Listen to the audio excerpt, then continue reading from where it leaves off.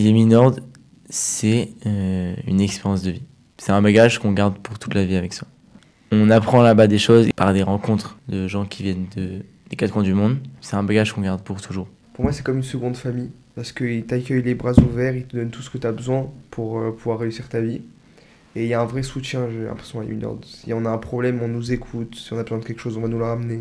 C'est un nouvel endroit, l'occasion de créer des nouveaux amis, d'ouvrir une nouvelle page scolaire. Si on était moins bon en cours, c'est l'occasion de se rattraper. Si on avait des mauvaises fréquentations, c'est l'occasion de renouveler ça et de changer ça. On leur donne cette possibilité-là de pouvoir s'intégrer dans de très bonnes conditions en Israël. Si je vous dis Yami Nord, eh bien, vous connaissez peut-être. C'est un campus scolaire qui accueille les élèves de la Kita Tête à la terminale. Sur le plateau, nous en avons eh bien, des représentants. On va leur donner tout de suite la parole. David Waki, bonjour David. Bonjour Cathy. Il est responsable de la section francophone de Yami Nord. À côté de toi David, eh bien, nous avons Eli Koenig. Bonjour Eli. Bonjour. Depuis un an en Israël. Oui, c'est ça. Élève à Yami Nord. Oui. Ok. David Haas. Bonjour David. Bonjour Cathy. Toi aussi, tu es élève là-bas. Depuis déjà 3 ans. Ok. Et Eli Azanov. Exact. Alors toi, tu viens de Suisse. Ouais. Et tu es là depuis pas très longtemps. Depuis un an aussi. Ok. Alors, David, je vais commencer par toi. C'est un programme qui existe depuis 12 ans. Quelle est pour toi la spécificité de ce programme et surtout de ces jeunes que tu vois ben voilà, année après année? C'est avant tout de donner la possibilité à ces jeunes de pouvoir continuer un cursus scolaire en Israël. Pour ceux qui ont fait leur alia, des fois, ils ont malheureusement eu des difficultés à s'intégrer dans le cursus israélien, d'une part à cause de la langue, mais d'autre part aussi des fois lorsque des écoles n'ont pas forcément la possibilité de donner le soutien suffisant à ces jeunes-là. Dans des grandes écoles où on a des classes des fois de 30, 36 élèves, c'est bien sûr pas évident. Et c'est justement de pouvoir mettre le point sur la réussite de ces jeunes Olim et de ces jeunes qui décident de venir étudier en Israël, parce que aussi en France, des fois, c'est pas toujours évident, Bien sûr. de pouvoir venir goûter à cette expérience israélienne, mais aussi, bien sûr, pas juste pour un an, mais véritablement de pouvoir réussir à s'intégrer dans la société israélienne. Voilà, c'est un endroit absolument extraordinaire. Il y a toutes sortes de choses. Qu'est-ce qui vous plaît, qui fait que vous êtes heureux d'avoir changé de vie? Parce que toi, tu habites à Ranana, tu étais scolarisé à Ranana, puis finalement, tu es parti. Pourquoi? À Ranana, j'étais différent de quand je suis arrivé à Yami Nord. À Ranana, j'avais des problèmes scolaires. Donc, pourquoi? Ça allait pas trop bien en cours, j'allais pas en cours, ou quand j'allais, je travaillais pas. C'était pareil pour mes fréquentations, j'avais des fréquentations pas de bonnes fréquentations. J'avais des gens qui me tiraient plus vers le bas, et en arrivant à Yami Nord, justement, comme j'ai dit, c'est une occasion d'ouvrir une nouvelle page. C'est l'occasion de créer des nouveaux amis, de s'améliorer en cours. Et moi, en arrivant à Yami Nord, c'était vraiment mon but, de trouver de bons amis et surtout d'arriver à être à un assez haut niveau en cours. Alors, est-ce que c'est pour des enfants, des jeunes qui ont des difficultés scolaires, qui sont en rupture, qui ont de mauvaises fréquentations, ou pas seulement? Non, pas seulement. C'est-à-dire qu'on donne cette chance à ces jeunes-là, mais vraiment, on essaie de mettre en place une enveloppe, je dirais, éducative pour ces jeunes-là. Mais bien sûr, il faut venir motiver. Okay. Mais c'est aussi pour des jeunes qui n'ont pas forcément de vie sociale. C'est-à-dire qu'ils peuvent être de très bons élèves, mais qui n'ont pas forcément d'amis, qui n'ont pas... ont l'habitude, on connaît la génération, aujourd'hui la génération Z, qui est tout le temps sur les portables. Je suis à la maison, non, je ne veux pas bouger. Et donc, ces jeunes-là, ils sont en rupture avec le monde. Bien de sûr. Façon générale. Et oui. Donc, le fait de venir dans un internat, c'est pas parce que, comme on dirait, en France, on avait l'habitude de dire, les parents diraient, ah, si tu fais le vilain, je t'envoie en pensionnat. Non, c'est pas du tout ça. C'est au contraire de donner la chance à ces jeunes de pouvoir goûter à une expérience qui va leur permettre de développer leur bien-être avec les différentes activités que l'on a sur place, informelles et formelles. Alors, Eli, ça c'est intéressant de savoir ce que tu en penses parce que tu étais en Suisse. On voudrait savoir qu'est-ce qui t'a motivé à venir en Israël d'une part et à choisir Yami Nord d'autre part. J'étais en Suisse, ma vie allait assez bien, j'étais pas mal dans ma peau, etc. scolairement ça allait, mais j'avais un manque personnel je trouvais pas un sens vraiment à la vie. Et j'ai un frère qui est monté en Israël il y a quelques années, et une des fois où je suis allé le visiter, j'ai ressenti que c'est mon pays, c'est ma terre, c'est ma maison ici. À ce moment-là, j'ai décidé de faire mon alia, alors j'ai cherché un internat pour monter seul en Israël, et j'ai trouvé Yeminord, je suis venu visiter, et j'ai absolument adoré déjà l'environnement et toutes les options que propose l'endroit. Alors c'est ça qui est génial, hein, parce que c'est pas seulement une école. C'est pas seulement un endroit où on a des profs qui nous font cours. Non, il y a une vie en dehors de la classe, vraiment très dense. Qu'est-ce que vous faites et qu'est-ce que vous aimez? Alors on va donner la parole à Elie. Alors, après les cours, on est libre à partir de 15h45. Et ça a été mis en place énormément d'activités, comme la CRET, c'est des entraînements militaires pour le physique et le moral, pour être prêt à l'armée. Donc c'est des activités extrascolaires? Ouais. Ok, quoi d'autre? Bah après, il y a, comme on a dit, plein d'activités. Il y a le sport. Après, si on aime plus la musique, il y a tout ce qu'il faut pour pouvoir chanter ou s'entraîner avec des instruments. Il y a beaucoup de choses, il y a énormément de choses. Il y a une liste impressionnante. C'est-à-dire qu'il y a des activités extrascolaires. Enfin, je sais pas, on a l'impression qu'on est dans un matnas, quoi. C'est un truc de fou. Plus que ça, je dirais, c'est vraiment, puisque c'est un village d'enfants, donc ils habitent sur place et on a énormément d'infrastructures de haut niveau et d'ailleurs qui sont toutes nouvelles. C'est-à-dire, on est en perpétuelle rénovation. On a eu l'occasion de construire un auditorium de 500 places il y a maintenant un an et demi. Donc on y fait de la musique, j'imagine. Vous faites de la musique, vous? J'ai été dans le groupe de musique pendant un moment. Ouais. Cette année, je compte y retourner. Je ne suis pas encore inscrit. Ouais. Mais il y a autant de la musique que des cérémonies, que du théâtre, que toutes sortes de choses. Voilà, on a la chance, pour la petite anecdote, Elie a participé l'année dernière à un concours avec des juristes, un concours de ce qu'on appelle en hébreu Alouf Adibourim, c'est-à-dire personne qui est le pro de l'éloquence, et avec des jurys qui étaient donc des membres qui sont eux-mêmes des juristes. Et chacun va, devant une scène comme ça de 450 personnes, évoquer un sujet, un peu comme on voit sur les YouTube TED et compagnie, et voilà, et faire ça, et il a été finaliste. Et ça faisait qu'1 an qu'il était en Israël, il l'a fait en hébreu, et voilà. Et ouais, c'est extraordinaire. Alors, juste pour revenir sur ces activités, parce que c'est quand même, ça mérite d'être souligné, c'est assez rare d'avoir cette densité, cette richesse, et ce professionnalisme. Ça aussi, c'est important, vous voulez que les gens qui s'occupent des jeunes soient pros. Vous l'avez ressenti, ça? Bien sûr. C'est ça qui est incroyable avec Yeminord. C'est que, mis à part le fait que ça se trouve dans un endroit incroyable, c'est dans les montagnes du Carmel, avec une vue sur la mer, c'est un endroit magnifique. On sent vraiment que les gens qui nous enseignent, que ce soit les profs ou les enseignants dans les activités extrascolaires, ils se donnent à fond pour vraiment nous enseigner ce que leur savoir et nous donner envie. Et c'est quelque chose qu'on ne trouve pas partout. C'est-à-dire que dans les autres internats, les gens, quand ils arrivent, leur plus grosse peur, c'est on va rester là-bas une certaine durée, on reste là-bas toute la semaine et ne pas se sentir chez soi. Yeminord, c'est tout l'inverse. C'est t'es chez toi. C'est-à-dire, on arrive et on te dit, voilà, t'es chez toi, on est là pour t'aider, t'as besoin d'un truc, on est là. Les activités, ça s'arrête pas, donc il y a de tout. Tu fais quoi, toi, par exemple? Moi, je faisais partie de l'équipe de surf. On a une activité extrascolaire qui est donc le surf. Donc, tous les lundis, fin d'après-midi, on descendait à la mer et on allait surfer avec une équipe de surf pas loin. Moi, je me trouve aussi dans l'équipe de Krav Maga. On a des cours de Krav Maga. On va retourner à l'école, je crois. Je pense que oui, hein, les paroles okay, le demandent. Ouais. Les entraînements militaires et voilà. Ouais, moi, on m'a dit aussi de la céramique, de la musique, mais à un niveau assez élevé, quoi. C'est pas de la blague. Non. Studio d'enregistrement, il y a des pros qui... je crois que vous avez le compositeur de la musique du film Shnota Shmonim, qui est prof là-bas. Artistique lui-même et qui, justement, encadre le groupe musical. Donc vous avez quoi, du foot, On a, par rapport au niveau musical, on a tout. On a la batterie, la guitare, le piano, et puis il y a aussi bien sûr le chant. Et c'est pas juste une chorale, c'est vraiment un groupe musical et qui participe à toutes les cérémonies au campus.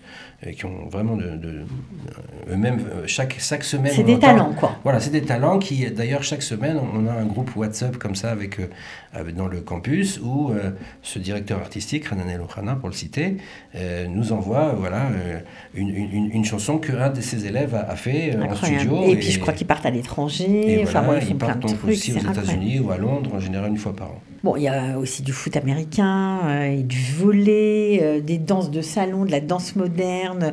Voilà, vous avez aussi un complexe écologique. Alors ça, c'est quoi? Tu y vas, toi, Élie, au complexe J'y écologique? allais l'année dernière. Ouais, c'est quoi?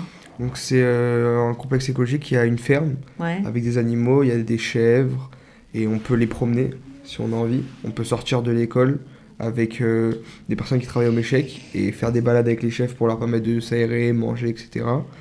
Il y a tout le côté agricole, donc c'est planter, récolter, s'occuper de la terre. Qu'est-ce que ça vous a apporté personnellement, tout ça? Moi, je peux dire que déjà, le complexe agricole m'a apporté l'hébreu. J'ai dès le début tout de suite, je suis parti travailler là-bas et dès le début, j'ai passé des heures et des heures là-bas toute l'année dernière et cette année aussi.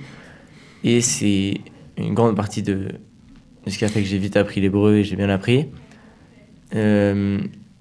Ouais, ça m'a apporté l'hébreu, ça m'a apporté énormément de connaissances, un amour aussi de la terre et de la nature israélienne que j'ai vraiment découvert là-bas et on apprend énormément surtout aussi. Ouais, et comment c'est d'être sur un campus où il y a différentes nationalités, vous êtes à l'internat, c'est quand même... votre vie a changé complètement, c'est loin des valeurs de la maison, c'est complètement différent, quoi. Comment ça se passe? Déjà, je pense qu'arriver en internat, c'est différent. C'est pas la maison. Faut apprendre à s'adapter aux gens qu'il y a là-bas. Donc voilà, on est entre 3 et 4 par chambre. Il faut apprendre à vivre ensemble. Et une fois l'intégration, je pense que c'est un rêve qui se réalise. Voilà, on est avec ses amis, on mange avec ses amis, on dort avec ses amis, on apprend avec ses amis. Et voilà, bien sûr, il y a différentes communautés à l'internat. Donc il y a surtout les communautés majoritaires, ce sont les Français, les Russes et les Éthiopiens. Et ça se passe très bien, on vit très bien ensemble. Et voilà, on habite dans les mêmes bâtiments, dans les mêmes chambres. On vit très bien ensemble et on apprend tout ça. Voilà, on a beaucoup parlé des activités extrascolaires, mais il y a aussi puisque vous passez le bac quand même, il ne faut pas l'oublier, il y a beaucoup de soutien scolaire. Est-ce que toi, tu en as bénéficié? Ouais. J'en ai bénéficié surtout au début pour l'hébreu, parce qu'on avait des cours d'Ulpan, mais il y avait certaines leçons que je ne comprenais pas. Et dès que je ne comprenais pas, je le voyais que les profs ils venaient me voir et qu'ils me donnaient vraiment le soutien. Ils me prenaient même en partanite, c'est-à-dire un cours particulier, que ce soit tout seul ou avec d'autres élèves. Et ils me réexpliquaient la leçon mieux. Et ça m'a permis d'avoir un hébreu au top aujourd'hui. Un hébreu au top, ça fait plaisir d'entendre ça. Bien sûr, ça fait plaisir. Ils vivent au jour le jour en hébreu, mais c'est vrai que la première année, pour ceux, comme c'est le cas des deux Élie, l'année dernière, ils étaient dans une classe Ulpan, avec bien sûr tous les cours en présentiel, mathématiques, anglais, etc., et qui ont lieu en français. Et ça, c'est vraiment le nec plus ultra qu'on a chez nous, c'est de donner la chance à des jeunes qui viennent à peine d'arriver en Israël, pouvoir commencer dans un cursus francophone, pour le bac, pour le cursus israélien. Oui, je crois même qu'ils peuvent passer certaines épreuves quand c'est un peu compliqué, du bac israélien en français. Oui, tout à fait. La plupart, sauf bien sûr ce qu'on appelle en hébreu la shon, c'est-à-dire l'hébreu. Oui, bien sûr, bon, évidemment. Ça, c'est obligé, mais de façon générale, l'ensemble des matières peut être passé en français, même à l'oral, en hébreu, ça donne des points supplémentaires, ou à l'écrit en français. Et même les contrôles, c'est-à-dire que pour ceux qui sont déjà en Israël depuis un peu plus longue date et qui ont encore du mal en hébreu, on peut avoir des jeunes de terminale qui on demande de passer par exemple un contrôle interne en instruction civique ou tout ce qui est plus vocabulaire hébreu, de pouvoir le faire en français. Et ça, voilà, une correction qui est faite puisqu'il y a des profs francophones et on fait ce qu'il faut pour les aider au mieux. Bon, alors comme vous êtes quand même un établissement scolaire, à part un campus de rêve où on fait tout ce qu'on veut, d'après ce que j'ai compris, vous avez aussi des matières obligatoires, vous avez des options au bac qu'on appelle les mégamodes. Qu'est-ce qu'on peut étudier à Yaminord? Ça peut aller du surf au français, jusqu'à apprendre l'informatique. En fait, ce qui est incroyable avec Yaminord, je trouve, c'est que quoi qu'il arrive, tu trouveras quelque chose qui t'intéresse. Tu vas pas rester sans voix et tu resteras pas sans sans rien faire. C'est-à-dire qu'il y a toujours quelque chose qui va t'intéresser, que ce soit l'informatique ou le français ou apprendre une nouvelle langue ou n'importe quoi. C'est les options sont très larges. Alors, c'est ça, il y a des options quand même qu'on appelle obligatoires, 5 ou 10 et RIDOT. Qu'est-ce que vous proposez à Yaminord? Alors, il y a ce qu'on appelle les matières approfondies. Donc, ce sont des matières qui vont être avec un coefficient, enfin, un nombre d'unités de valeur plus important. Oui. Entre 5 à des fois même 12, 15 unités de valeur. C'est quand même important. Alors, on a d'une part tout ce qui est informatique. Quand on parle d'informatique, c'est essentiellement de la programmation, c'est le cybersécurité. Ceux qui sont dans cette matière approfondie, en général, ont tendance à aller directement au niveau de l'armée dans le service des renseignements, ce qu'on appelle 8200, l'unité 8200. Et d'ailleurs, on a même un système de mentoring, c'est-à-dire qu'une fois par mois, on a des officiers qui viennent pour trouver les perles rares. Et chez nous, on a eu la chance d'avoir, et même francophones, qui sont aujourd'hui... Qui ont été recrutés. Qui ont été recrutés et qui aujourd'hui, on prononce que la première lettre de leur prénom. Magnifique. Et donc, ça, c'est d'une part. Et on a aussi, donc, bien sûr, le français, pour ceux qui ont encore un peu du mal avec, encore une fois, l'hébreu, qui peuvent avoir gagner des points, bien sûr. Des points cadeaux en français. Au bac, bien sûr. Physique, chimie, biologie. Voilà, physique, chimie, biologie. Et on a aussi des jeunes qui se voient déjà dans un cursus universitaire, tout ce qui est justement sciences naturelles. Et c'est tout à fait, même pourquoi pas même médecine, on en a eu aussi, ou qui veulent devenir infirmiers ou infirmières. Et ils ont besoin de ça. Donc, bien sûr. Au contraire, ça les aide. Et donc physique, chimie, biologie, c'est regroupé en une grande matière, d'une unité de valeur. Et puis tout le domaine de l'audiovisuel, d'ailleurs, où justement ils vont préparer durant toute une année un court-métrage qu'ils vont présenter au bac. Et c'est ça va être ça justement la pratique qu'ils vont valider pour le bac dans cette matière approfondie. C'est génial. Puis il y a d'autres options. Alors surf, tu en as parlé. On peut être aussi DJ chez vous, coiffeur, faire de l'esthétique, coach sportif. Et tout ça, en plus, non seulement c'est une option pour le bac, mais en plus, je crois qu'on a un diplôme d'État. C'est ça. C'est-à-dire que là, sur le coup, ces différentes matières vont valider aussi le bac, mais pas entièrement. C'est-à-dire c'est essentiellement pour pouvoir bénéficier d'un diplôme reconnu d'État. Et pour travailler avec. Et pour travailler ensuite. Avec. Voilà. Bon, c'est absolument extrême. Alors, c'est quoi votre souvenir le plus marquant? Parce que franchement, vous y avez passé quand même du temps. Est-ce qu'il y a des choses un peu drôles qui vous est arrivées? Moi, récemment, ah bah oui. en Yudalef, on a fait ce qu'on appelle le Massa Israeli. Donc le Massa Israeli, c'est un voyage où on part une semaine avec des madrirs et des guides et on va marcher dans Israël. Et on l'a fait du coup il y a de ça une semaine. On a dormi dans le désert, on a marché, on a fait des activités, on a rencontré des gens.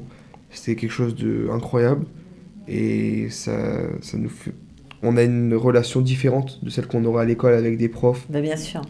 Et donc, c'est bien parce qu'il y a un rapprochement. Et ça, c'est une sortie entre amis qui est inoubliable dans la vie de tous les jours. C'est inoubliable. Et puis après, quand on est proche des profs, j'imagine qu'on a envie de se dépasser, de travailler encore mieux, de leur faire plaisir. Bien sûr, ils sont tout le temps avec nous. On est tout le temps accompagnés. Peu importe l'heure, si on a besoin d'aide, si on a besoin de quelque chose, ils sont toujours là pour nous. On peut toujours les appeler. T'es malade, ils viennent jusqu'à toi, ils t'apportent à manger, ils t'apportent ce qu'il faut. Ils t'emmènent chez l'infirmière. Juste pour terminer, Elie Azanov, toi, je sais que tu as l'air très heureux dans cet établissement. C'est quoi le moment qui t'a... Waouh, tu t'es dit, mais quel bonheur, quoi. Je pense que des souvenirs des fourrés, etc., on les compte plus tout le temps. Mais Tristan, je peux dire que l'année dernière, avec notre classe, on a fait un tioul à Jérusalem avec David et notre prof principal. Et ouais, c'était vraiment une ambiance incroyable et c'est un souvenir que j'ai longtemps. Ok. Un des nombreux. Bon, alors, évidemment, il y a sûrement des gens qui s'intéressent, qui voudraient peut-être s'inscrire. Est-ce qu'il y a de la place? Comment ça se passe? Est-ce qu'on te contacte à toi directement?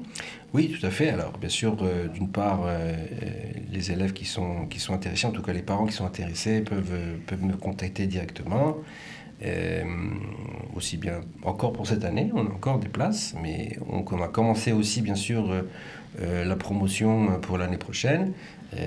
D'ailleurs, prochainement, il y a aussi différents salons d'Alia en France et on sera aussi représenté. Est-ce que c'est un programme Massa, d'ailleurs, parce qu'on n'en a pas du tout parlé? Non, on n'est pas programme Massa, puisque justement, c'est pas post-bac, c'est lycée.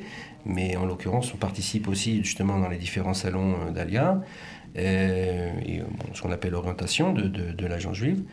Et donc on recrute aussi, en l'occurrence, des jeunes qui veulent venir directement aussi, pas forcément que dans le cadre de l'Alia, mais aussi tout seuls en Israël. C'est-à-dire ces jeunes qui aujourd'hui sont en 4e et qui voudraient faire une 3e en Israël, ou qui sont en 3e et qui voudraient faire une seconde en Israël. C'est possible. C'est réalisable complètement, on s'occupe de tout. Bon, alors, ce qui est bien, c'est que voilà, vous avez eu la preuve par 3, je vais dire, puisque voilà, ils vous ont raconté, on les a pas forcés, ils ont parlé vraiment tout à fait naturellement. Donc, bravo pour cette réussite. On espère que pour tous ceux qui sont un petit peu, voilà, qui hésitent, qui sont pas très bien, c'est un conseil, j'imagine, que vous donneriez, d'essayer au moins. Je l'ai dit et je le redis, c'est l'occasion d'avoir une nouvelle page. Si on se sent pas bien chez soi, si on est mal fréquenté, si l'école ça va pas, Yeminot c'est une option pour tout, pour avoir des nouveaux amis. Je connais pas de gens à Yeminot qui n'ont pas d'amis. On a toujours un groupe d'amis, il y a personne qui reste seul. C'est vraiment, tout le monde a un groupe d'amis, tout le monde, voilà, on mange tous ensemble, on fait tout tous ensemble. Donc c'est vraiment, si on se sent pas bien chez soi et même si on se sent bien mais qu'on veut changer, voilà, on veut un changement, Yeminot c'est la meilleure option. Bon, je crois que j'ai rien d'autre à dire. Non, ouais. En tout cas, c'est vrai qu'on ne remplace pas la famille, mais on est là pour l'aider et on est là pour aider ces jeunes, encore une fois, à se développer et s'épanouir. Ok, alors on mettra bien sûr, comme toujours, les coordonnées si vous voulez des renseignements dans la vidéo dans le texte qui précède la vidéo.